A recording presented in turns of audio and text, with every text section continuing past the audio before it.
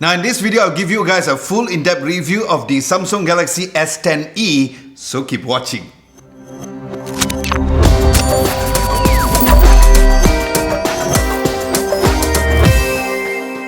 Hey, what's up guys, Adam Lobo here from Adam Lobo TV. If you guys are new, hello and welcome. Do consider subscribing to my channel as I release videos super often here on YouTube in this channel. And if you're returning as a subscriber, well, hello guys. Now starting from the unboxing, the Samsung Galaxy S10e comes in a black box with a huge S10e in front and some of the specs at the back. Then opening up the box cover inside, you'll find a little box where you'll see the SIM ejector tool on the outside, and inside there's a very unique high quality phone cover and the quick start guide. Then you'll find the phone itself. And then underneath you'll find the AKG wired earphones, the USB-A to USB-C cable,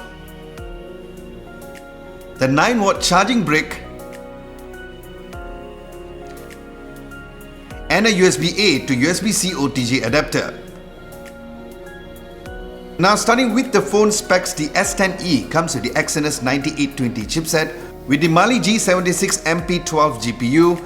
Then in Malaysia, there's the variant of the 6 gigs of RAM and 128 gigs of storage, and is shipped with Android 9 Pie with Samsung's One UI and Bluetooth 5.0.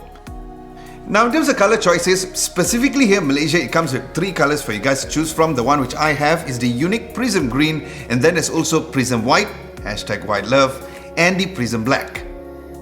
Now going through the phone's design and build quality, the phone feels solid and just a little thick to my surprise, which made the phone easier to hold, and is made of Corning Gorilla Glass 5 at the back and also in front. Then the 2 cameras is right at the middle, similar like the other S10 series, and a fingerprint sensor is not present at the back as it is now at the side, similar to the Samsung Galaxy A7, which I really loved.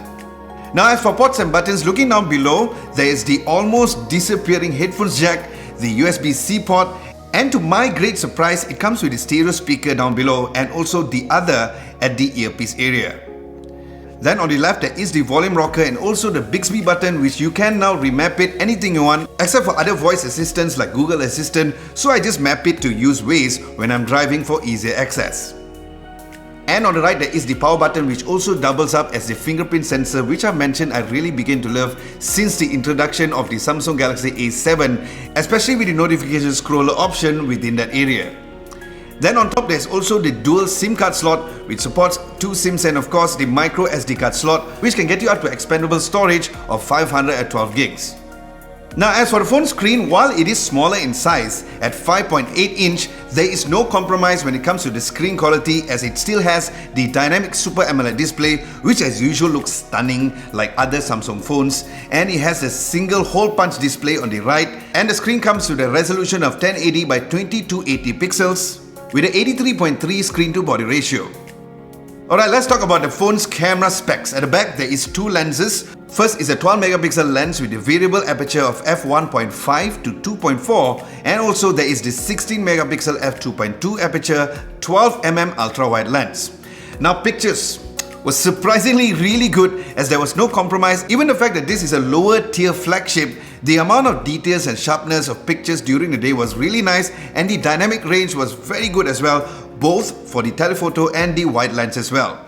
And since the introduction of the S10 series, Samsung has definitely made the live focus software feature way better than the previous versions.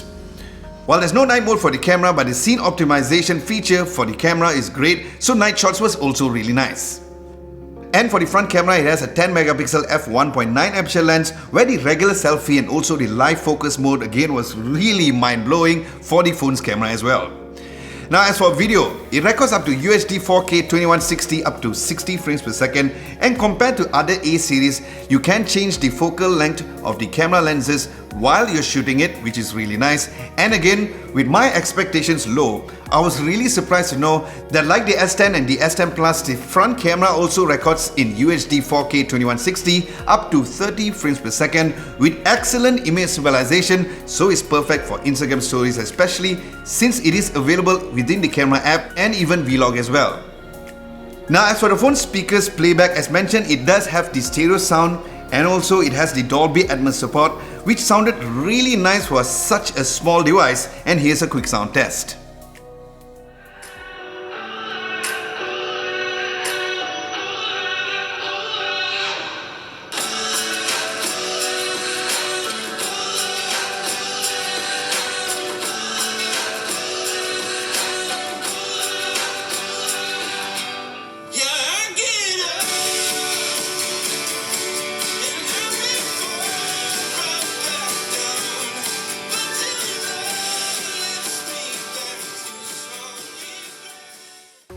Now as for software, the phone comes with Android 9 with the One UI skin, which is great in terms of navigating, which other than the notification scroller at the fingerprint sensor at the side, you can also do it at the screen as well.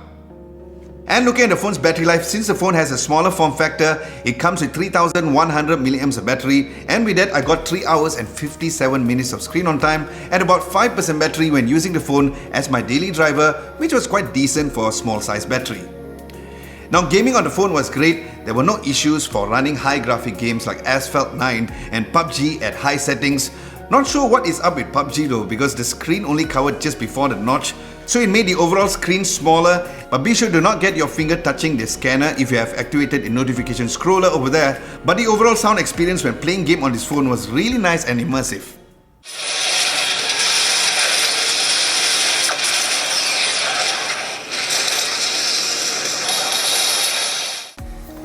Now in conclusion, overall, this phone was a really huge surprise as the Samsung Galaxy S10e definitely breaks the norm of compromising on the lower tier flagship phones by maintaining its great features from its elder siblings, the S10 and the S10 Plus, and it goes to prove that good things comes in small packages indeed.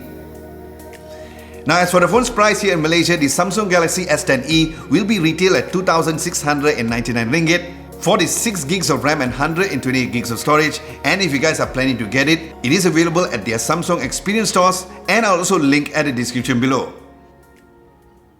Alright guys, with this, do let me know if you have any further questions to ask about the Samsung Galaxy S10e at the comment section below, and do also let me know what you guys think of the phone too. Now aside from that, thank you so much for watching. Hope you guys enjoyed this video. If you did, be sure to give this video a nice big thumbs up, like, share this video and subscribe to Adam Lobo TV if you haven't done so. Don't forget to hit the bell icon just next to it to get notified for my future videos. Thank you so much for watching. This is Adam Lobo and I'll catch you guys really soon.